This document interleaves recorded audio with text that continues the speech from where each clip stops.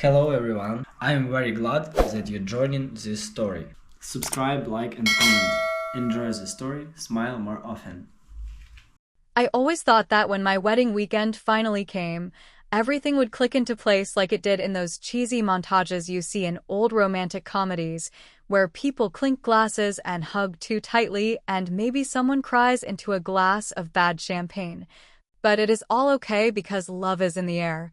That is not what happened for me, not even close. It all started at the rehearsal dinner, in a country club room that smelled faintly of lemon cleaner and boiled shrimp. With about 70 people packed around tables decorated in the navy and gold colors I had picked 6 months earlier with what I thought was careful, perfect planning. It should have been my night. It should have been the one evening where everyone looked at me and said, "Damn, Jess finally caught a break, finally found a guy who loves her enough to put up with her stubborn streak, her big plans, her blunt mouth." Instead, it turned into a circus starring my cousin Annabelle, who everyone in the family still called Annie, like she was frozen in time at 12 years old, pigtails, and that insufferable gap-toothed smile that always got her out of trouble. Mark, my fiancé, had just finished a short, sweet toast about how he knew he wanted to marry me the first time I outdrank him at a 4th of July barbecue, and the room was warm with laughter and clinking glasses when Annie stood up. She did not even wait for silence or a microphone. She just clinked a fork against her water glass and smiled that toothpaste commercial smile of hers, the one that had made her homecoming queen back in the day, even though she had a mean streak a mile wide if you looked close enough. "I have some news too," she practically shouted, tossing her perfectly waved blonde hair like she was on a damn shampoo commercial. I remember turning to Mark, laughing a little, thinking maybe she was joking, that she was about to make some dumb toast about how old we were getting. But then Annie held up her hand, flashing a shiny, fat diamond ring, and beamed like she had just been named Queen of the Universe. "I'm engaged," she squealed. "James proposed last night." The room erupted into cheers and whoops and applause like someone had just won the goddamn Super Bowl, and I sat there frozen, the fork halfway to my mouth, my chicken getting cold on the plate. My mother jumped up to hug Annie. My father slapped James on the back like he had just joined the winning team. Mark squeezed my hand under the table but said nothing, because what do you even say in that moment, when your moment just got hijacked like a drunk frat boy stealing the mic at karaoke? And here's the thing that burned, that twisted the knife in my gut and made my stomach turn sour: nobody looked at me. Not once. Nobody seemed to notice the bride-to-be sitting there in a stiff blue dress, with a fake smile plastered on her face, trying to pretend that it did not feel like someone had thrown a bucket of cold water over the whole damn night. Have you ever had someone hijack one of the biggest moments of your life, and everyone around you acted like it was totally fine? What would you have done? Would you have smiled and clapped and swallowed it down, like all the times you swallowed it down as a kid, letting Annie get away with everything because she cried prettier than you did? Dinner dragged after that, like trying to run in a dream where your legs do not work. People buzzed around Annie and James, asking about the proposal, asking about the wedding date, asking if she wanted to see a local vendor list. Mark kept leaning into me, whispering that it was still our weekend, that it didn't matter, that nobody could take away what was happening tomorrow. I nodded, but it felt hollow, like he was talking to me through a closed window. When it was finally over, when the last plate had been cleared and my cheeks hurt from the fake smile I had been holding all night, I cornered Annie by the coat check. She was laughing with James, looking like she had just won something big and did not even realize she was stepping on someone's neck to do it. "Congrats," I said, and my voice was so calm, so steady that even I was surprised. She turned, all brightness and innocence, like she genuinely thought she had just shared happy news and not stolen something from me. "Thank you, Jess," she said, throwing her arms around me. I stiffened but let it happen, the way you let a dog jump up on you, because pushing it away would make you look bad. As I pulled back, I pulled out my phone, thumbs moving quickly over the screen. I sent her a text so casual, so light that it could have floated into the air like a soap bubble. "Congrats. You'll love what I have planned tomorrow." Annie laughed when she read it, a tinkling little giggle like she thought it was some inside joke between us, like maybe I was planning a surprise announcement about her engagement at the wedding, a big cheesy sisterhood moment to show how happy I was for her. She had no idea. Not yet. And when I climbed into the passenger seat of Mark's truck, staring out the window at the glittering lights of the country club shrinking in the rearview mirror, my chest felt hollow and tight all at once. Tomorrow, I thought, letting the word roll around my brain like a marble. Tomorrow, she would find out that sometimes the quiet ones are the ones you should be most afraid of.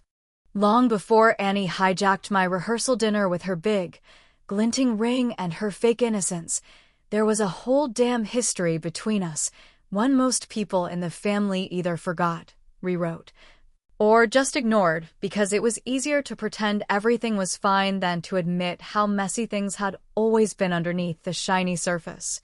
If you only saw us now, you would think we were just two women who took different paths, two cousins close in age who grew up together and naturally drifted apart. You would not know that every one of my childhood memories had Annie's sticky fingerprints all over them, always grabbing, always taking, always needing to be the one who shined brighter while I stood somewhere off to the side, clapping politely like some goddamn extra in the background of her life. When we were kids, Annie had this way of making everything about her without even seeming to try.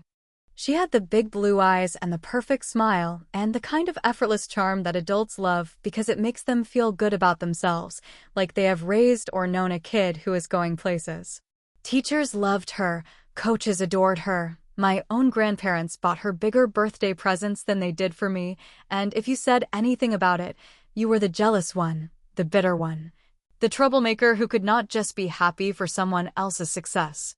I cannot count how many times I sat through school awards ceremonies, my palms stinging from clapping, as Annie bounced up to accept another stupid little certificate, beaming like she had solved world hunger or cured cancer. And nobody ever noticed the way her eyes slid sideways to make sure I was watching. The worst part was, I did love her. At least, I loved the version of her I thought she could be. When we were really young, she used to sneak into my room at night during thunderstorms, crawling into my bed with her cold little feet and whispering that she was scared. And I would hold her hand under the covers and tell her stories about how the angels were bowling and the thunder was just the sound of the ball striking the pins. I was the big cousin, even if it was only by 18 months, and I took that seriously in the way little kids take things seriously, like it was my job to protect her, to stand between her and the bad dreams or the monsters in the closet. But somewhere along the line, that twisted into something uglier, something meaner. Annie learned that people would do anything for her if she just looked scared enough, lost enough, pretty enough. She learned that the easiest way to stay the golden girl was to let someone else take the fall when things went sideways. And more often than not, that someone was me. There was one time that still burns, still bubbles up in the back of my mind like acid whenever I think about her too long. It was the summer we were 14 and 12, staying at my grandparents' lake house for a week while our parents worked.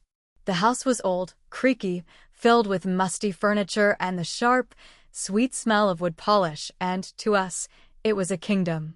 One afternoon, Annie convinced me to sneak into Grandpa's study, a room strictly off-limits, the one place where all the heavy old books and fancy little statues and brittle photo albums lived. I told her it was a bad idea. I told her we would get caught. But Annie pouted and whined, and finally said the words that always yanked at me like a chain. "Come on, Jess, you're not scared, are you?" So we went, creeping through the shadowed halls like little thieves, giggling behind our hands. Annie was the one who knocked over the lamp. Annie was the one who ripped the page in the old family Bible trying to prove some point about a great-great-uncle being a Civil War hero. But when Grandpa stormed in, red-faced and furious, it was me who stood frozen with the Bible in my hands. It was me who got yelled at until my ears rang. It was me who spent the rest of the summer grounded, cleaning every floorboard in that damn house with a toothbrush, while Annie lounged on the dock, sipping lemonade and tossing me pitying looks when she thought Grandpa was not watching. That memory, that injustice, has lived in my ribs ever since, like a splinter that worked in deeper every time I breathed. It colored every Christmas morning, every family barbecue, every whispered conversation where someone said, "Well, you know how Annie is," like that explained everything, like it was my job to understand and forgive because that was just her nature. So sitting at that rehearsal dinner, watching her bathe in the attention that should have been mine, something old and sour started to boil up in me, thicker and hotter than it had ever been before. It was not just about that night, or the ring, or even the goddamn timing. It was about a lifetime of moments where Annie took and took and took, and I sat back like a fool, like a trained circus animal clapping for tricks I never agreed to.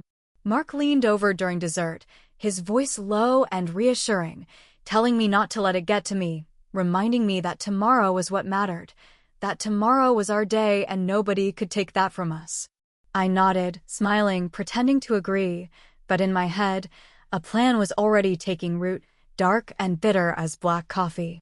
Because tomorrow was going to be my day. One way or another, I was going to make damn sure of it. When the dinner finally ended and people filtered out into the humid night air, I stood there for a long minute by the banquet hall doors, watching Annie laugh with her friends, her hand flashing in the dim light as she showed off that stupid ring.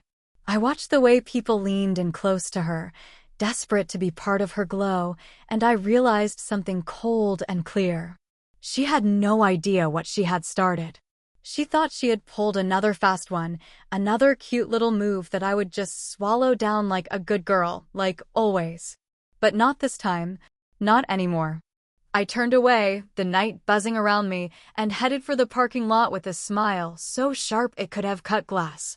The morning of my wedding dawned with the kind of pale, washed-out sunlight that promised a hot afternoon and left everything looking just a little too bright, a little too harsh, like the world itself was squinting. I woke before the alarm, my body wound-tight with a restless, nervous energy that had nothing to do with pre-wedding jitters and everything to do with the plan that had been simmering in my head all night long. Mark lay next to me, breathing slow and deep, and for one guilty second, I almost reached out to shake him awake, to spill everything in a rush of words and nerves and maybe even tears, but then I caught myself. No, I thought, not today. Today was about appearances, about playing the part perfectly until the last second, when the curtain would rip away and the real show would begin. So instead, I slipped out of bed quietly, pulled on a t-shirt and leggings, and padded into the little kitchenette of the suite to make coffee, my hands shaking just slightly as I poured the grounds into the machine. When Mark finally woke up, rubbing sleep from his eyes and smiling that lopsided grin that had made me fall for him in the first place, he seemed oblivious to the storm brewing just beneath my skin. He wrapped his arms around my waist from behind, kissed the side of my neck, and murmured something about how lucky he was, how today was the beginning of forever. I smiled, leaning into him just enough to sell the moment, but inside, my heart pounded like a drum, fast and wild. Later, while we got ready in separate rooms as tradition demanded, Mark caught my eye across the hallway and frowned slightly, like he could sense that something was off. "You good?" he called, his voice low enough that the bridesmaids fluttering around me would not overhear. I laughed, tossing my hair over my shoulder in what I hoped was a casual gesture, and said, "Just wedding nerves, babe. Nothing to worry about." He smiled back, but there was a question in his eyes that lingered even after he turned away. Around mid-morning, when the makeup artist was busy arguing with my mother about lipstick shades and the florist was wrangling a collapsed centerpiece, I slipped away under the excuse of needing some air.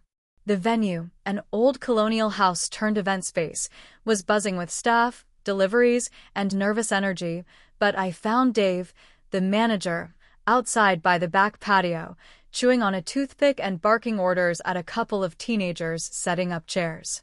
Dave was one of those men who looked like he had seen everything and cared about almost none of it, the kind of guy who had probably once been a bouncer at a biker bar and still thought weddings were a waste of good Saturdays. When he saw me approaching, he tipped his baseball cap back on his head and gave me a once-over.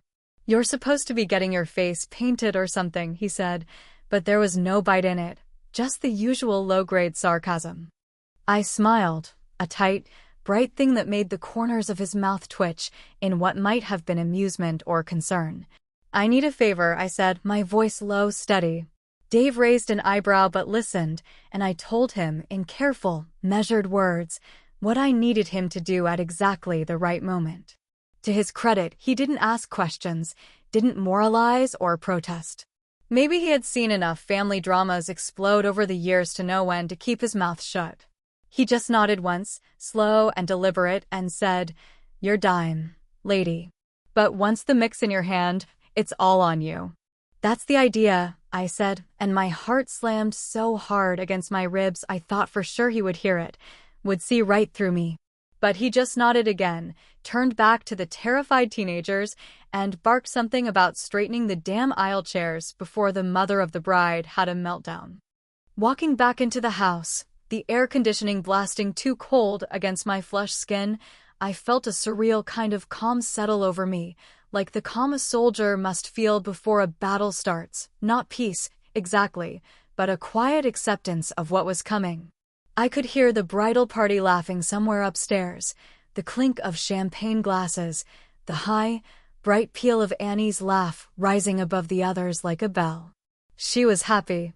She thought today was all about her again, that yesterday's stunt had been forgiven or forgotten, that I was still the same old Jess, the dependable doormat who would swallow her pride and plaster on a smile because that was what good girls did. But not today. Today, the good girl was dead.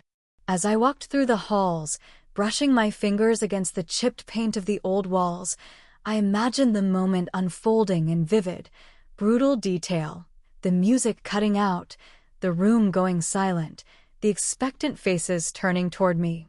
I could see Annie's smile falter, confusion flickering across her face, that first delicious flash of fear when she realized that for once, the spotlight was not her friend. The thought should have scared me, should have made me second-guess everything I had set into motion. But instead, it thrilled me, sent a wicked shiver of anticipation through my veins. For the first time in my life, I wasn't going to be the one picking up the pieces. I wasn't going to be the one apologizing for someone else's bad behavior. For once, I was going to be the storm, not the shelter. And I could not wait to watch her drown. The ceremony was everything I had pictured it would be, at least on the surface, a perfect postcard scene set under the sprawling oaks behind the venue, sunlight dripping through the branches like syrup, soft music playing. Rows of family and friends sitting politely on folding chairs adorned with little navy and gold ribbons.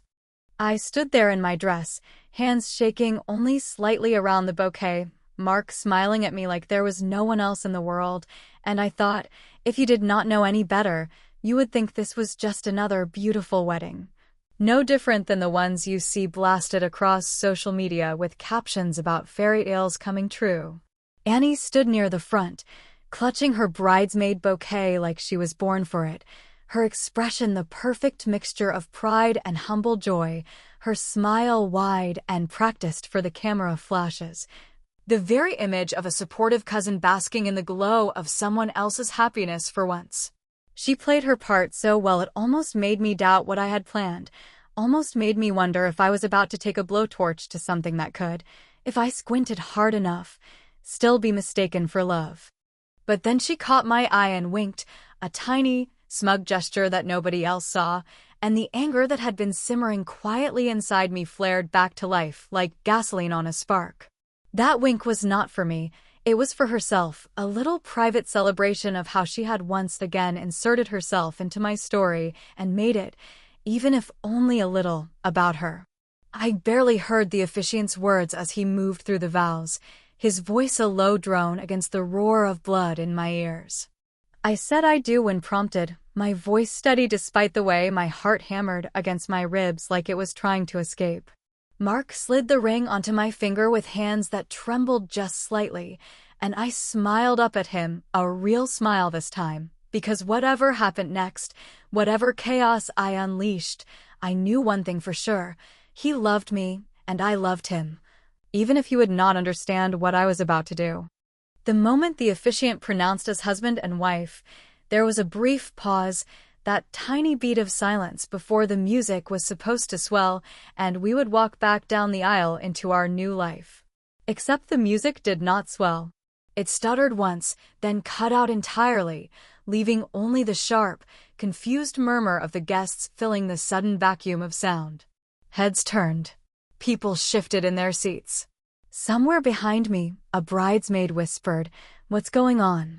And I saw Mark glance around, a frown creasing his forehead, his hand tightening slightly around mine. Before he could say anything, Dave appeared at the edge of the patio, striding toward us with the casual authority of a man used to putting out small fires without alarming the guests. In his hand was the microphone. He reached me, gave me a look that was neither encouraging nor judgmental, just a silent acknowledgement that we were crossing a line there would be no coming back from, and handed me the mic without a word. For a second, I just stood there, the weight of it heavy and real in my palm, the buzzing of the live feed humming faintly against my skin. Mark looked at me, his confusion deepening, and I felt the ripple of unease spread outward through the crowd as people leaned forward in their chairs, sensing that something was about to happen, something unscripted, something raw. I turned slowly to face them, scanning the sea of faces until I found Annie, sitting pretty in her pale blue dress, her smile faltering slightly as she registered that I was not handing the mic off to the best man for a speech or offering a quick thank you to the guests. No, this was something else entirely, and some deep, animal part of her recognized it even before I opened my mouth. I smiled, wide and bright, the kind of smile you give before you drop a match into a puddle of gasoline, and lifted the microphone to my lips. First, I said, my voice carrying clear and strong over the hushed gathering, "Thank you all for being here today. It means the world to Mark and me to be surrounded by the people we love most." Polite applause broke out, the kind people offer automatically, a reflex born from years of polite events and social niceties. I let it swell and then die down, holding the room in the palm of my hand, feeling the tremor of power run through me like an electric current. And, because we're surrounded by so much love, I continued, locking eyes with Annie across the crowd, I thought today would be the perfect time to share a little love story of my own. Annie's smile froze in place, the muscles around her mouth tightening almost imperceptibly, her hands clenching slightly around the stems of her bouquet. Good, I thought. Let her feel it coming. Let her stew in it for just a second longer. You see, I said, pacing slowly across the platform, the heavy satin of my dress whispering against the wood with each step, love is not always about big gestures or fairy tale moments. Sometimes love is about standing by someone even when it's not convenient. Sometimes it's about telling the truth, even when it's ugly. A murmur rippled through the crowd, people shifting uncomfortably, exchanging looks, their instincts screaming that this was not the speech they were expecting, not the shiny, polished moment they had come here to witness. Mark was staring at me now, his mouth slightly open, confusion deepening into something like dread. And sometimes, I said, pausing for effect, feeling the words sharpen into knives on my tongue, love means not letting someone get away with stealing your moment, your memories, your life, just because they always have. I saw it happen then, the exact second when Annie realized this was about her, the way her face drained of color, her mouth opening and closing like a fish gasping for air, her hand flying up instinctively to her chest as if to ward off the blow she knew was coming but could not yet predict. I stood there, mic in hand, heart pounding like a war drum, and smiled a little wider, a little sharper. "Annie," I said, my voice dropping to something low and almost kind, almost, "this one's for you." And then I began to really talk. I stood there with the microphone balanced in my hand, feeling the electric weight of the moment pressing down on me from every side, 100 pairs of eyes glued to my every move, the heat of the summer sun burning against my back, and for a second, just 1 second, I almost faltered. I almost swallowed it down like I had 1,000 times before, almost smiled and said something safe about love and gratitude and family, about how blessed I was to be standing there surrounded by so much warmth and support, even if half of it was fake and half of it was undeserved. Instead, I took a slow breath, dug my heels into the polished wooden platform beneath my feet, and began speaking in a voice so calm and smooth it almost frightened me. "You know," I said, letting my gaze sweep the crowd like a slow tide, "growing up, I was lucky enough to have someone like Annie in my life. She was more than just a cousin. She was my first best friend, my first partner in crime, the first person who ever taught me how loyalty could be a beautiful thing, and also a dangerous one." There was a light ripple of laughter from the crowd, hesitant and unsure, the kind of sound people make when they are not entirely certain if a joke has been told or if they are walking blindfolded toward the edge of a cliff. I smiled wider, as if I had not noticed, as if this were still just a sweet little speech full of warm memories and harmless nostalgia. "Annie was the girl who would hold your hand during a thunderstorm, but steal your candy when you weren't looking," I continued, my voice light, conversational, weaving the noose a little tighter with every word. "She was the one who would dare you to sneak cookies from the kitchen after bedtime, and then somehow manage to convince Grandma it was all your idea when the crumbs gave you away." Some people chuckled at that, relieved to find familiar ground, smiling at the image of mischievous little girls causing trouble in a loving household, but a few others, the ones who knew us better, who remembered those days a little more clearly, shifted uncomfortably in their seats, exchanging glances that said maybe, just maybe, there was more under the surface than they had ever bothered to notice. I kept talking, the words flowing now, smooth as silk and twice as sharp. "Over the years," I said, "I learned a lot from Annie. I learned that sometimes the people you love most are the ones who will hurt you the deepest. I learned that sometimes forgiveness isn't a one-time thing. It's a choice you make over and over again, until it carves something hollow inside you that you mistake for strength." I saw Annie's face then, really saw it, the way her smile had frozen into a brittle mask, the way her eyes darted around the crowd like a cornered animal looking for a way out. I saw her shift in her chair, her knuckles white around her bouquet, and it should have made me feel triumphant, should have given me the satisfaction I thought I wanted, but instead it just made me feel tired.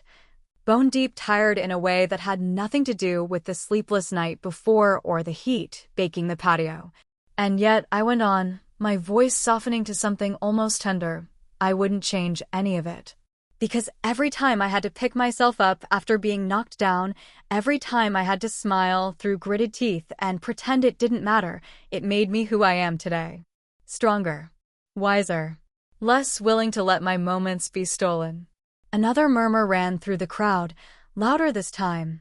Not laughter, but a low wave of restless noise. The sound of people realizing they were not witnessing a toast, but something else entirely. Something raw and real and messy in a way that weddings were not supposed to be. I caught Mark's eye then, standing just a few steps away, his expression a mix of shock and confusion, and something dangerously close to fear.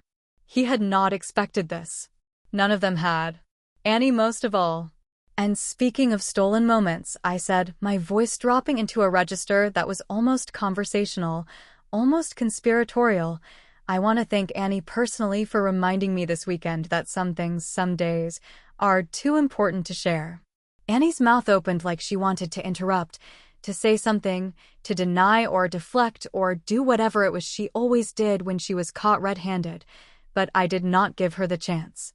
I turned back to the guests, lifting my chin, letting them see the steel behind the smile, the years of buried anger and swallowed pride finally finding their voice. "Yesterday," I said, "Annie decided to share her own wonderful news during our rehearsal dinner. She announced her engagement right there, right then, in front of all of you." There was a collective intake of breath, a sudden stillness that fell over the crowd like a heavy velvet curtain, and for the first time since I had started speaking, I let a little bit of the anger seep into my tone, sharp and deliberate. "And while I genuinely wish her every happiness," I continued, "I think it's important to remember that timing, like respect, matters. I did not scream. I did not cry. I did not accuse her of ruining my night or stealing my spotlight. I just laid it out there, simple and brutal and honest, like placing a cracked vase on a table for everyone to see, daring them to pretend it was still whole. People were shifting in their seats now, some looking at Annie with wide, startled eyes, others looking anywhere but at her, their faces tight with second-hand embarrassment, their hands fidgeting in their laps. And now, I said, forcing my smile back into place even as my heart thudded painfully against my ribs, let's return to what today is really about. Love. Commitment. Choosing the people who lift you up, not the ones who use you as a stepping stone. I handed the microphone back to Dave, who took it without a word, his expression unreadable, and turned back to Mark, who was staring at me like he did not recognize the woman standing in front of him, like he was not entirely sure if he should be proud or horrified. I reached for his hand, threading my fingers through his, and together we walked back down the aisle, through the stunned, silent crowd, through the wreckage of a moment that could never be put back together, not the way it was before. And behind me, I could feel Annie's eyes burning holes in my back, feel the weight of everything unspoken pressing down on both of us, as inevitable and unstoppable as a thunderstorm rolling over the horizon. The moment the weight of my words settled over the crowd like a thick, humid fog, I saw Annie move out of the corner of my eye, fast and sharp, like a snake striking in panic more than aggression. She lurched up from her seat, bouquet clattering to the ground with a hollow thud that somehow sounded louder than the clinking of 100 champagne glasses from earlier that day. Her face was drained of all color, her jaw tight and twitching as she half-shouted my name across the stunned and silent patio, a raw, desperate edge in her voice that made the tiny hairs on the back of my neck stand up. "Jess," she barked out, the forced sweetness gone now, stripped away like cheap wallpaper soaked and peeled by a storm, and for one blazing second. The entire facade she had built her life around seemed to flicker and crumble right in front of everyone who had ever clapped for her or fawned over her or believed the story she so carefully crafted. I did not even look at her. I did not blink, did not flinch, did not let her interruption yank me off the path I had carved for myself with a scalpel's precision. Instead, I turned slightly toward the audience, smiling as though I had not just detonated a bomb at my own wedding, as though I was still that sweet, obliging cousin who could be trusted to smooth everything over with a laugh and a gentle nudge toward forgiveness. Of course, I said, my voice syrupy and smooth, it wouldn't be a real family gathering without a little excitement. A few nervous laughs trickled through the crowd, the kind of brittle laughter people summon when they do not know what else to do, when every instinct screams that something has gone terribly wrong, but politeness keeps them rooted to the spot. Annie was still standing there, one trembling hand half raised as though she meant to physically stop the words from coming out of my mouth, but I knew she would not make it in time. She never could stop herself from tripping over her own lies, not when they started to unravel. And speaking of excitement, I continued, my heart pounding so hard I could barely hear my own voice, there's one more thing you all might find interesting. I watched as Annie's fiancé, James, with his too perfect smile and the permanent tan that made him look like he lived on a golf course, shifted uncomfortably beside her. His face a careful mask that cracked just a little at the edges when I reached into the neckline of my dress and pulled out a folded piece of paper I had tucked there hours before, waiting for this exact moment. A murmur rippled through the guests like a gust of wind across tall grass, and even Dave, who had returned to his station by the sound equipment, leaned forward slightly, his expression caught somewhere between morbid curiosity and professional dread. This, I said, unfolding the paper slowly, deliberately, is an email. I held it up like a priest lifting a sacrificial offering, letting the white paper catch the sunlight, letting the moment stretch until it snapped taut. An email, I repeated, from a lovely woman named Katie Martin. Maybe some of you know her. She grew up here. Sweet girl. Kind of hard to forget. More murmurs, louder now, and somewhere in the back of the crowd, Someone whispered, "Oh my God," under their breath. I turned my gaze, heavy and merciless, onto James, who had gone sheet white under his expensive tan, his hands fisting at his sides as though he could physically hold his life together through sheer willpower. "Katie," I continued, my voice cutting through the hot afternoon air like a blade, wanted to let me know that as of 2 months ago, give or take a few days, she was still very much engaged to our dear James here. I did not shout it. I did not cry. I said it plainly, letting the truth settle into the cracks and crevices of the stunned silence like rainwater filling a broken sidewalk. The collective gasp from the crowd was almost theatrical, a chorus of disbelief and horror and sudden, eager judgment that swept over the patio in a crashing wave. Annie staggered back a step as though I had physically slapped her, her mouth opening and closing in frantic little gasps that produced no sound, her carefully crafted image of joy and triumph shattering in real time under the eyes of 100 witnesses. James reached for her, whether to steady her or to plead his case. I will never know, because Annie wrenched away from him with a low, strangled sound that was equal parts fury and heartbreak.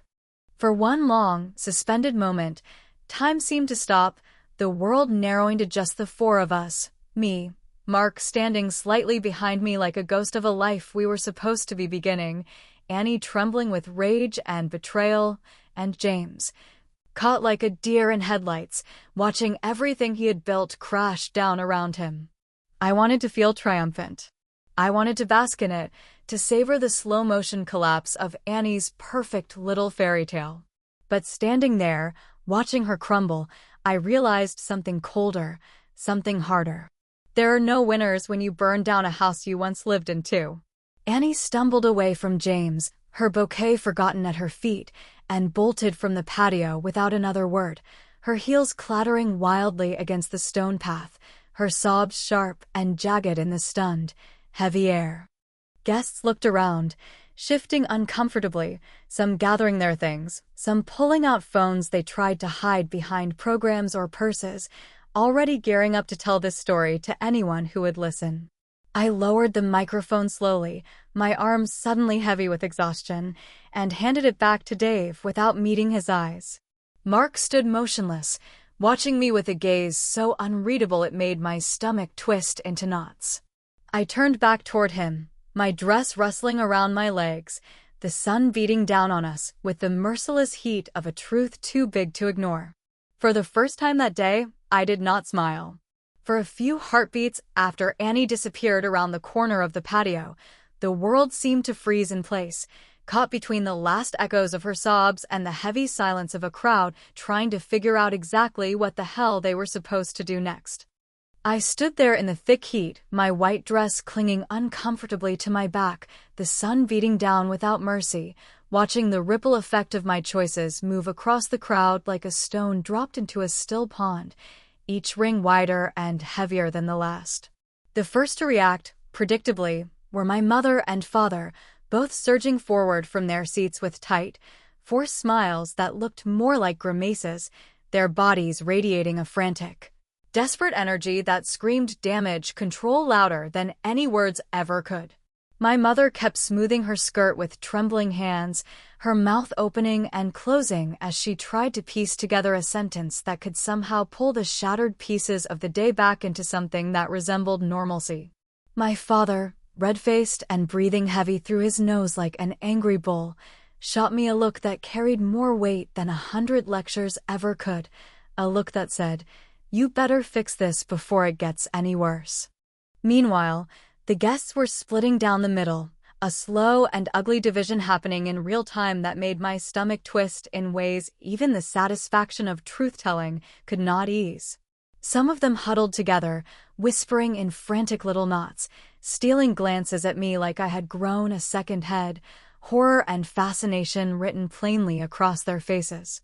Others, the ones who had maybe known a little more about Annie's history, who had maybe caught glimpses of her sharp edges before today, nodded quietly among themselves, their faces grim but unsurprised, as though they had been waiting for the mask to slip and reveal the truth all along. And somewhere in the middle of all that chaos stood Mark, silent and still, his face a strange mix of confusion, anger, and something colder that made my throat tighten with a sudden, panicked fear I could not quite name. When he finally moved, it was not with the easy grace I loved about him, not with the solid certainty that had always made me feel anchored even in my worst moments, but with a careful, measured step. Like a man approaching an animal he was no longer sure he could trust. He reached for my elbow, his fingers warm but firm, guiding me away from the staring, buzzing crowd toward a shadowed corner of the patio where the hydrangeas wilted slightly under the merciless afternoon sun. For a moment, neither of us spoke, the weight of what had just happened pressing down on us so heavily that even breathing felt like a conscious effort. Then, finally, in a voice so low and tight it barely carried past the space between us, Mark asked the question I had been dreading without even realizing it. "Was that really necessary, Jess?" The words hit harder than I expected, sharper and deeper, slicing through the thin armor of adrenaline and righteousness I had been wearing since the night before. I opened my mouth to answer, to defend myself, but nothing came out at first, just a strange, broken sound somewhere between a laugh and a sob. I looked at him, really looked at him, and saw not just the man I loved, but the man who, until now, had believed I was someone softer, someone better than the version of myself I had revealed today. And for the first time since Annie held up that diamond ring at my rehearsal dinner, I felt the cold, gnawing edges of doubt creep into my chest, eating away at the satisfaction I thought I had earned. Was it necessary? Maybe not. Was it right? That was a harder question to answer. I dragged in a shaky breath, feeling the lace of my dress scratch against my skin as I shifted, feeling the sweat bead along the back of my neck despite the slight breeze that had finally stirred the heavy air. "I don't know," I said honestly, my voice rough and raw in my own ears. Maybe not. But it was the truth. Mark flinched a little, almost imperceptibly, and I hated that I had done that to him, hated that I had tainted what was supposed to be the happiest day of our lives with a spectacle that could never be fully cleaned up, never be swept quietly under the rug like so many family dramas before it.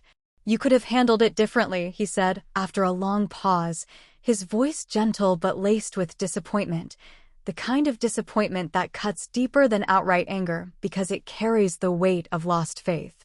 "Yeah," I agreed, because there was no point in lying now, not when the whole damn world already knew what kind of person I really was when pushed hard enough. I could have. For a long moment, we just stood there, two people who loved each other, but were suddenly staring across a chasm neither of us had expected to find on our wedding day. Around us, the party limped along, the DJ trying valiantly to start up the music again, a few die-hard guests clapping along awkwardly, pretending they had not just witnessed the social equivalent of a live grenade going off. I turned slightly, peering over Mark's shoulder at the crowd, catching flashes of pity, curiosity, and thinly veiled judgment in every glance tossed my way like a stone. Somewhere across the patio, I caught sight of my aunt, Annie's mother, standing stiff and rigid with a champagne glass clutched so tightly in her hand I thought it might shatter, her mouth pressed into a thin, furious line as she glared at me like I had personally kicked a puppy in front of her. And maybe, in a way, I had. Maybe that was what made it all so complicated. Because even as guilt gnawed at the edges of my heart, even as Mark's disappointed eyes stayed locked onto mine, I knew deep down that if given the choice, if handed a clean slate and a chance to go back and rewrite the last 24 hours, I would have still made the same call. I would have still chosen to burn it all down rather than sit quietly and let Annie steal another piece of my life, another piece of my happiness, another piece of myself. Even if the smoke choked me, even if I had to stand there, wrapped in white lace and regret, while everything I had built went up in flames. The drive from the venue to the hotel was only supposed to take about 20 minutes, a short, easy trip through the sleepy backroads lined with fields that stretched out dark and endless under the heavy velvet of the night sky. But sitting in the passenger seat of Mark's truck, The minutes dragged themselves out slow and painful, like wounded animals crawling towards some distant finish line neither of us could really see. The engine hummed a steady low note beneath us, the tires whispering against the cracked asphalt, and between us, a silence thick enough to choke unsettled and refuse to budge. Mark kept both hands on the wheel, staring straight ahead as if the act of navigating these familiar roads required his entire concentration, as if looking at me might unleash something he was not ready to face. I watched the curve of his jaw, the tight line of his mouth, the slight tension in his knuckles where they gripped the steering wheel a little harder than necessary, and I knew without needing to ask that he was fighting a battle inside himself. Trying to reconcile the woman he had married today with the woman who had stood in front of 100 people and peeled the skin off old family wounds with a surgeon's precision. I turned my head toward the window, pressing my forehead lightly against the cool glass, watching the fields slip by in blurred streaks of black and silver, my reflection staring back at me faint and ghost-like against the night outside. The white lace of my wedding dress bunched awkwardly around my legs, the once pristine fabric now wrinkled and stained with sweat and regret, and I thought about how different this night should have been, how in every version I had ever imagined. We would have been laughing by now, maybe holding hands, maybe already talking about the honeymoon and the life stretching out ahead of us like a bright, unbroken road. Instead, all I could feel was the weight of the crater I had left behind, the pieces of my family scattered like wreckage across the ruins of what should have been the happiest day of my life. Sometimes, I thought, the people who love you most are the ones who least understand the battles you fight in the dark, the ones who see only the explosion and not the years of silent wars that led to it.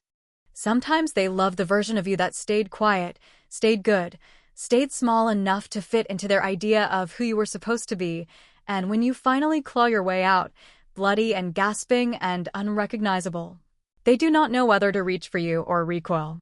Mark let out a long breath through his nose, a sound halfway between a sigh and a grunt, and for a moment I thought he was going to say something, anything, but he just shook his head slightly, as if trying to clear away thoughts he could not quite put into words. I shifted in my seat, the crinkle of the dress loud in the stifling quiet, and tried to gather the courage to speak, but the words felt heavy and clumsy in my mouth, useless tools for a job too delicate to fix now. I wanted to tell him that I had not planned it to hurt him, that I had not wanted to ruin our day, that some part of me, maybe the oldest, most battered part, had simply refused to let another injustice pass by unchallenged. I wanted to tell him that sometimes survival looks ugly, that sometimes protecting yourself means becoming the villain in someone else's story, even if that story once included you as a hero. Instead, I said nothing, letting the road and the engine and the night fill the space between us with things neither of us were ready to say. When we finally pulled into the hotel parking lot, the tires crunching over loose gravel, Mark killed the engine, but made no move to get out of the truck. We sat there for a long minute, the headlights cutting twin paths of white light into the darkness, the dashboard clock ticking off the seconds in soft mechanical clicks that seemed far too loud in the silence. Finally, he turned to look at me, his eyes dark and tired, and for the first time all night, I saw the real question behind them, raw and aching. "Are you happy?" he asked, his voice low and rough, and it was not the kind of question you answer with words, not really. Because happiness was not something that grew easily in the soil of broken things, not something you could just conjure up like magic, after setting fire to the bridges that connected you to your past. I opened my mouth, closed it, opened it again, but no words came out, just a soft, helpless little laugh that tasted bitter on my tongue. He nodded once, like he understood even if he hated it, and pushed open his door, the dome light spilling yellow across the cracked pavement as he climbed out and circled around to my side. For a second, I thought about locking the door, about barricading myself inside that truck with my silence and my guilt and my stubborn, aching pride, but in the end, I reached for the handle and stepped out into the night, the gravel crunching beneath my shoes, the cool air kissing the sweat-sticky skin of my neck. Mark took my hand, more habit than affection, and together we walked toward the hotel, toward the sterile comfort of a room that would not care about our broken silences or the raw, jagged edge of the wedding day we had tried to carve out of chaos. As we reached the doors, I turned my head one last time, looking back over the dark parking lot, the endless stretch of fields beyond it, the empty road winding away into the night. And for a long, shivering moment, I wondered if the real cost of standing up for myself was not the family I had cracked open like an egg on a hot sidewalk, not the friendships strained to the breaking point, not even the uncomfortable silence between Mark and me as we stumbled forward into a marriage already scarred. Maybe the real cost was the piece of myself I had left behind, the piece that had believed, even for just a little while, that you could win a war like that without losing something you could never quite get back. As the hotel doors whispered shut behind us, sealing away the night and the wreckage and the choices we had made, I realized I did not know if I had been the hero or the villain of my own story. And maybe I never would.